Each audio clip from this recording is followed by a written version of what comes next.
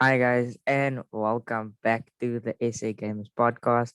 I'm your host Diab, and in today's video we have a special guest. Her name is Julia Robson. She's the owner of DNMK, and we're gonna be chatting to her. And yeah, if you guys do enjoy, make sure to drop a like and subscribe with a bell turn on to not miss out on any future videos or streams that we do. And let's get into it.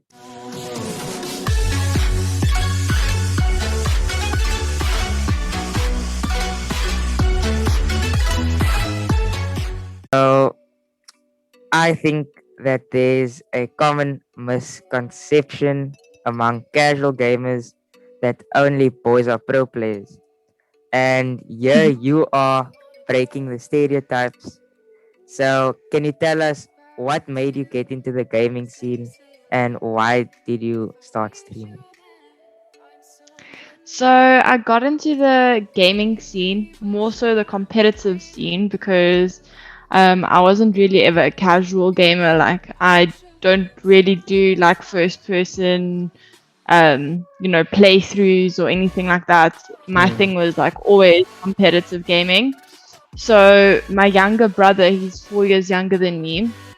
When he was around 10 years old, he got really into playing video games and so sort of branched out. And like, obviously, guys, I think in school can be a little bit more open about the fact that they play video games than yeah. girls, or especially for me, it was like that around 10 years ago when I started. And so for me, like, the biggest thing I think was just that I wasn't really open about the fact that I was playing games, so I didn't Mm, really get into the scene until I was like 16.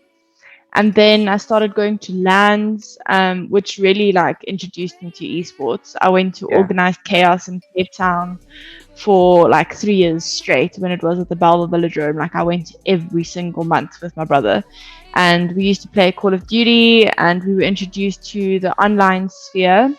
So with that, I think I just sort of got hooked with it. Like all I wanted to do is be better and play in Prem Div and go to DGL, and like all my things were like very focused on like being competitive, and I've always been a competitive person like by nature when it comes to sports. Mm, So video gaming just sort of fell in with that.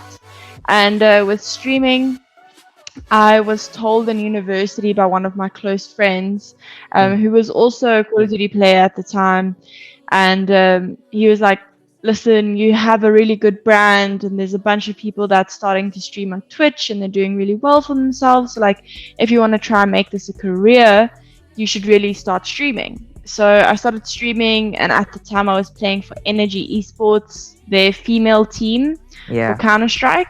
I moved away from COD 4, and at that point I was like global in Counter Strike. I was playing like every single day. I was practicing, I was streaming. And it just sort of like was a natural course for me because I was surrounded by the competitive scene. But it wasn't easy to get into it as a girl. Mm, I think a lot of the time people don't really take you seriously, and they don't really yeah. expect that you are as good as you say you are. So you really do have to prove it. And it took me quite a long time to get to the skill level that most guys were, because I believe that a lot of girls, especially my age, started playing with just guys. And nowadays, I think there's more like 50-50 guys, girls that plays Mm, video games, but like girls still aren't really focused on the competitive scene just because they don't have exposure to the competitive scene as easily as guys do. Like I feel like guys just like naturally want to be better at everything all the time. So they yeah. just like keep chasing competitions and keep chasing KDs and keep chasing like kills and all of those things. So for me, it was very much like I wanted to do that too, but I was fortunate enough to, while I was doing it, I was within the competitive scene, so I Mm. learned a lot of things a lot quicker. And yeah, I got to stream and build a brand, and that's something that I'm forever grateful for. Okay, cool. So as as you know, the scene is very broad and you have gamers, streamers, esports pro players, and even content creators. So, Mhm. where do you think you fall into all of that? I think because I've competed so many times in the past and I competed in pretty high leagues and levels of Mm, different games, COD 4, CSGO, and Apex Legends. Those are like the three games that I played at quite a high level. I would say that I would definitely be a competitive esports personality. So I don't just create streaming content of like games that I don't know and that I'm really bad at. Like sometimes I'll play games for the fun, like golf with friends or something stupid, but like I would never really play a game that I don't know. So mm, for me, it's like if I play a game, I want to be way above average. Like I want my KD to be 2 plus. Like I want people to see that I'm actually really good at the game. So I think I'll definitely fall between like a competitive gamer and a content creator because especially now, um, obviously I own my own esports organization, so I mm. don't really have that much time to spend competing and practicing and playing Counter Strike and going on with that. So it's nice to be able to just have like a middle ground where I can still fall back on content creation, but I can also still compete if I want to. Okay, that is cool. So, as you know, there has been some difficulties to get to this level where you are today. And could you tell us what are the biggest difficulties that you have faced? I think the biggest difficulties is just not necessarily having a clear cut like path. Out of university, I didn't finish my studies Mm, and I decided to pursue esports. And there's a lot of unknown that comes with it because there's not a lot of people that have done it. So even if you ask people that create content or play professionally, like, what have you done? How do I get there? It's really hard to implement it in your own life, and you do take quite a big risk, especially financially. So for a very long time after university, I wasn't really making a lot of money. Like everything that I was doing felt like such a hustle, such a grind. Like every day I had to work, like weekends, everything. And work, okay, it might not be like going into an office and mm, sitting and like doing work, but it's just as mentally taxing, if not more, like having to come up with new ideas to expand your brand and do something different with content. And like it wasn't always easy. There was a bunch of times where like sponsors didn't like the stuff that I was creating, or yeah. was expecting more from me, and it really sucked. Like it broke my heart because it was like money that I really needed to survive. So I think the biggest difficulties was just like sort of a lack of guidance, I think, and just Mm, also a lack of support initially. Um, because also like telling my mom that I was gonna do this full time and quitting dentistry was not yeah. very easy. And it did suck. Like it wasn't a great time. So I had to move to Joburg. And yeah, I've been here ever since. Like I would love to live in Cape Town. So like the freedom to sort of do what you want and be who you want, you have that, but it comes with quite a great cost when it comes like financially and just mentally, Yeah. creatively, all of those things. Okay, cool. So I believe you worked at Ginx E-sports TV. And how was the experience there? And what advice would you give to me? Because I'm a newbie in this industry. Mm. So with Ginx, I was the esports correspondent, and how that came about is that they reached out to me. I was a fan of their shows, Mm, and I really liked the fact that they were moving into South Africa. And obviously, like I made my presence known. I joined for a interview, and I really prepared for it. So I really made sure that I was speaking clearly, that I knew that I was talking about. that I had good lighting, that I had good quality. So I was offering the interviewer as much effort as I could put in as possible. And afterwards, I emailed them saying that thank you so much for having me on the show. If you guys have more, please let me know. I would really like to be involved. This is what I do locally in South Africa. And I was just trying to be like everywhere at the same time. Like for me, all I wanted to do was just be like a solid person to go to for esports in South Africa. Like I didn't care about knowing everything because that's impossible, but I definitely tried being involved with a bunch of different communities and making sure I made friends in those circles. And eventually it was nice because like I could just use my general knowledge as work, which was cool. So yeah, I signed with them as a esports correspondent for I think it was 2 years, and I did their social media. So I think the biggest advice I would probably give is just making sure that you have something to offer and you're confident in what you're offering, and that you always strive to improve yourself in whatever industry that might be, just as a person in general, because generally your content is a lot better too if you can speak to people and you're friendly and you're presentable and the quality is good. And I think confidence also really does go a long way. Yeah. So when you look at gaming at the high level, would you say that there's enough women involved in it? I think when it says like enough women, to me it's not really gender specific. To me, I would say that I want more skilled and knowledgeable people involved. So when I hire people to DNMK eSports, I always make sure that I'm looking at, to me it's not a gender thing. Like our social media or our creative director, she's female. Obviously I own the org, I'm female. I don't have any female players in the org at the moment, just because I do feel that what we are trying to achieve in DNMK is very much sort of niched right now. So I have one team per pro team, and all of that is sort of condensed into trying to create the best pro environment.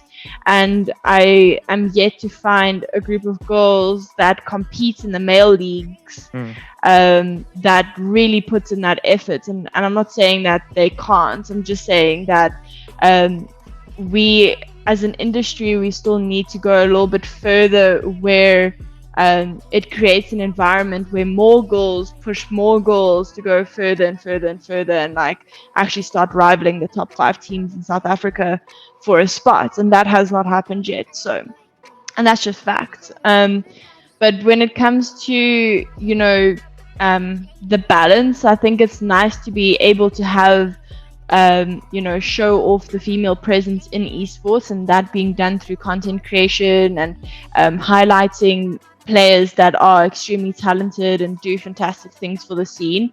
But at the end of the day, I think that it would be, unfair for an org or company not to choose the most skilled person for the job, instead of, basing it off of gender.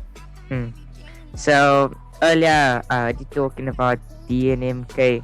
Could you tell us more about that and how it came to life?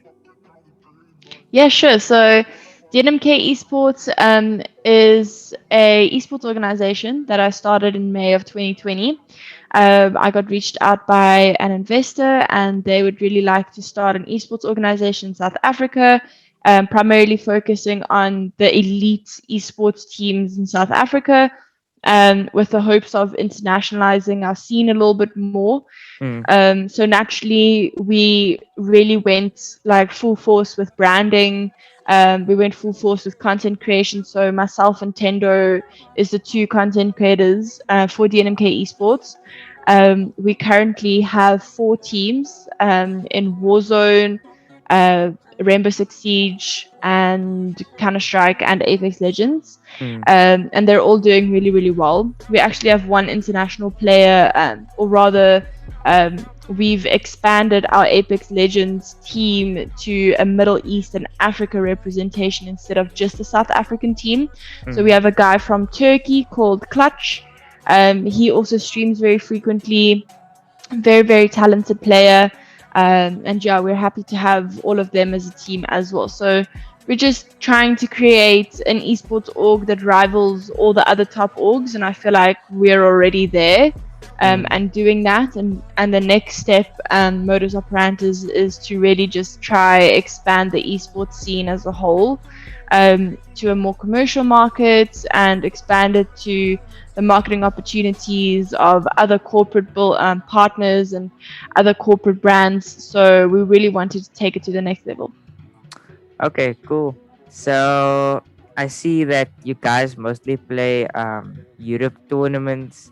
And what did you say is the different play style compared to South African people and US players, Asian, and so on? I don't have much experience of the Asian region just because our ping doesn't really allow us to play there. I have competed myself personally in Sweden, and I've been to Poland. I've also played a few games there, and I've also jumped into a few battle royale games while I was in New York too. And I think largely the difference is just the skill gap, I would say. Like in South Africa, we are used to having a very condensed esports scene. So you'll have people that are either still really, really, really bad because they're new to the game, or they're just completely casual. And then you'll get a group of people that's so good that they actually deserve to be in the international scene. And it's hard because those two worlds clash very frequently. So a great example of that would be in Call of Duty Warzone lobbies. If you find a South African server, the guys that you'll be playing against will probably be really, really, really good. And for me, if I play Warzone, like it's sweaty. Like you really need to focus to play in Warzone lobbies in South Africa. It's hard. And then similarly, I would say in Counter-Strike, it also happens very frequently where you'll find a bunch of lobbies with guys that are silver, gold, like gold Nova 2, like that type of vibe, who's pretty much never played the game or don't really care to improve. And then I'm in their lobby, Supreme or Globals, and we will just destroy them. Or we'll find a lobby with a bunch of MGEs in our team, and the opposing team is a full global stack, and we'll get destroyed. So I think that already shows that locally our scene is a little bit imbalanced, I would say, just because we have a lot less players in our region. If you play in European lobbies, you generally get people matched to your skill level because there's a lot more people. So, for example, with Apex Legends, if you are a gold 3, obviously you'll be stuck with gold 3s, and they'll all generally be the same skill level as you. So I think that's sort of the biggest thing. Okay, nice. So could you tell us, what are you currently doing to further your field and DNMK in the South African entertainment industry?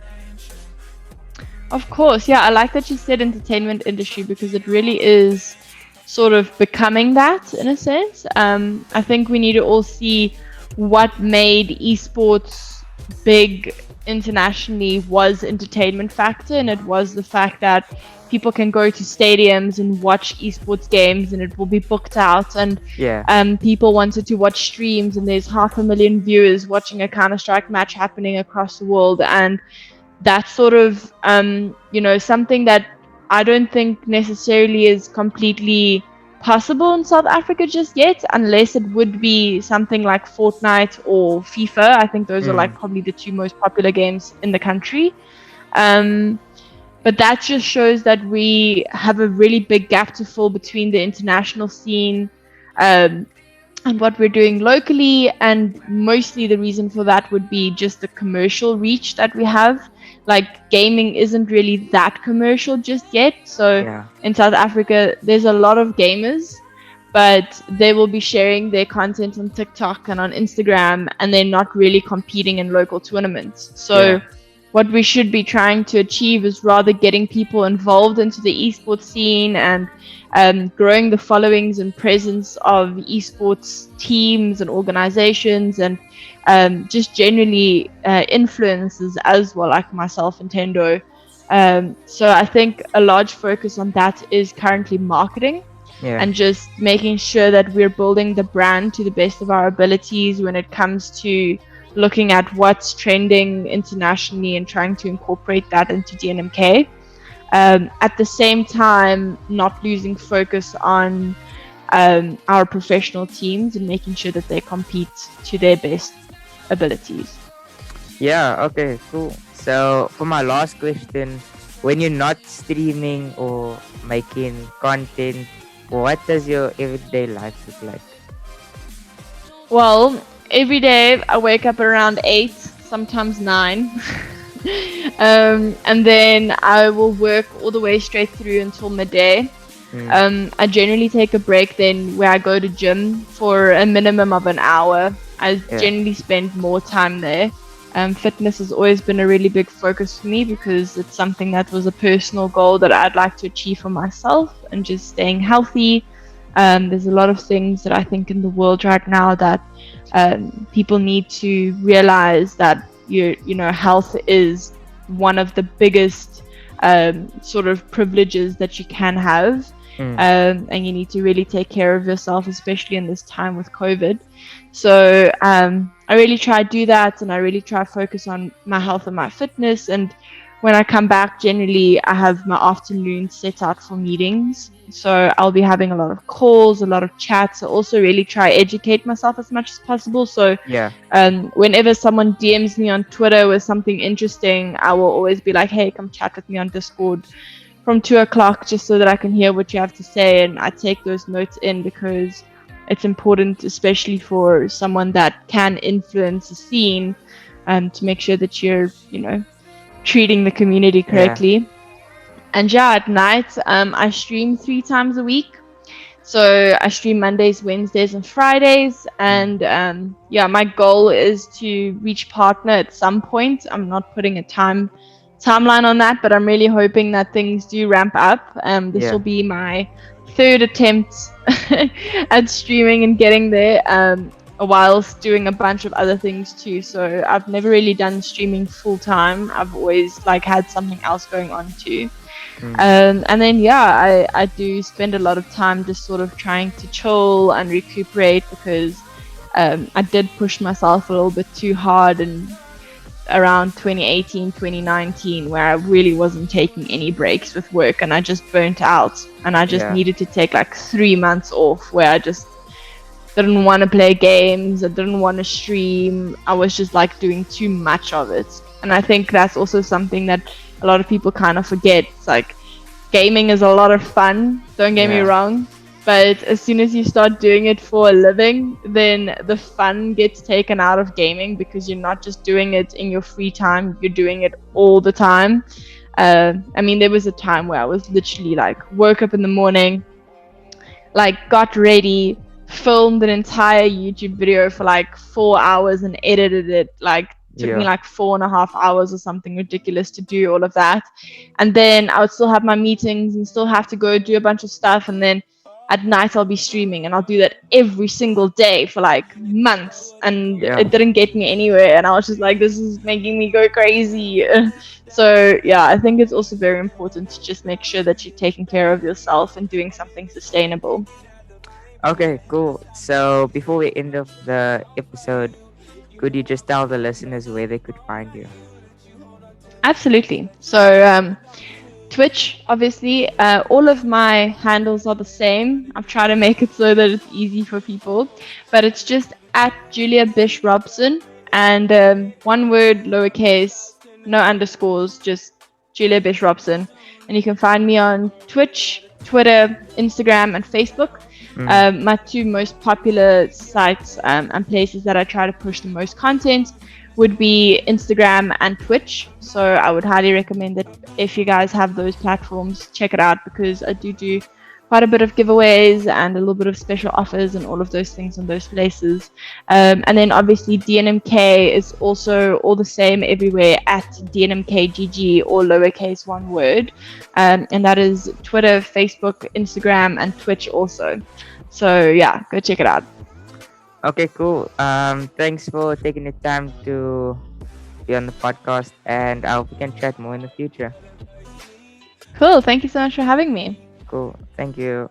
Bye.